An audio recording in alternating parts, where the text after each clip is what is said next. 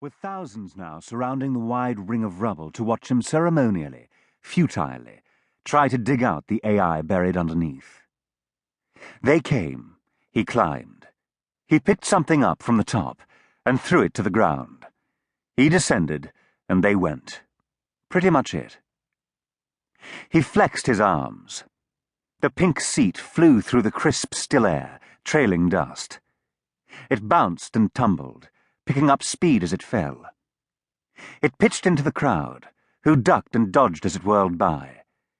It disappeared behind a mass of bodies, and he lost interest in it. 6 weeks ago, he'd accidentally hit someone with the edge of a desk, but they'd come back the next day with a bandaged head and a shine in their eyes. He wasn't sure what to make of that sort of devotion.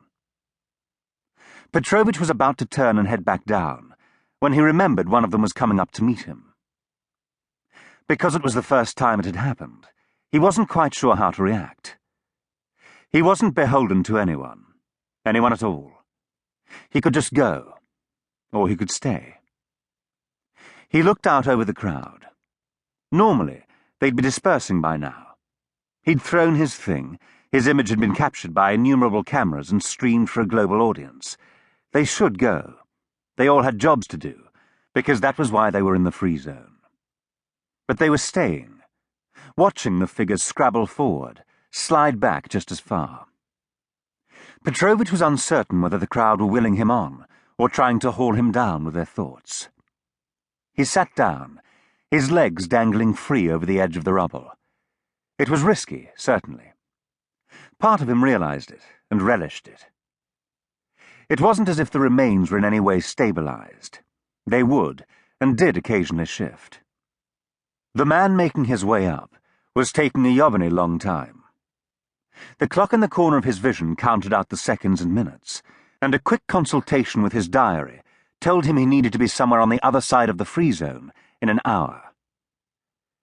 "Are you going to get on with it, or should I come back tomorrow?" he called down. The man's face turned upward, and Petrovitch's heart spun just a little faster. "You could come and help me," said the man. "Why should I make it easy for you? You never made it easy for me. You could have asked for someone else to officiate." He stopped and straightened up, giving Petrovitch a good view of the white clerical collar tucked around the neck of his black shirt. "Madeline wouldn't have anyone else, and whether she was punishing you or me, I still haven't worked out. Both, probably." The priest scrubbed at his face. He was sweating, despite the cold. "We need to talk." "It's not like I've been hiding." "We need to talk now." "I'm not shouting the rest of the conversation." "Then help me." Petrovitch considered matters. It would be entirely reasonable to raise his middle finger and strand the priest on the side of an unstable rubble pile, leaving him the equally difficult climb down. "I should tell you to Otvalie." "But you won't. You're tired, Petrovitch. The things you want most in the world are just as much out of your reach as they ever were." Perhaps it was true. Perhaps he'd grown weary of continual confrontation. Perhaps he had, despite himself, changed. Meh. He jumped down and slithered the 10 meters between them, closing the distance in bare seconds. He tucked his coattails underneath him and sat down where he'd stopped. "Here's good. Say what you have to say. Better still, say why you couldn't have said it anywhere else. Unless you crave a ready-made audience." Petrovitch frowned and sent virtual agents scurrying across the local network nodes. "You're not wired, are you?" Priests, above everyone else, should be able to keep secrets. Father John looked around him for a suitable perch, and Petrovitch rolled his eyes.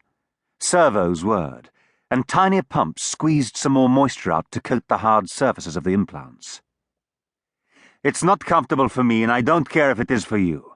I have somewhere else to be soon enough, so you haven't got me for long." The father crouched down on his haunches and tried to sit. He started to slip, and Petrovitch's arms slammed, not gently, across his chest. It forced him onto his backside.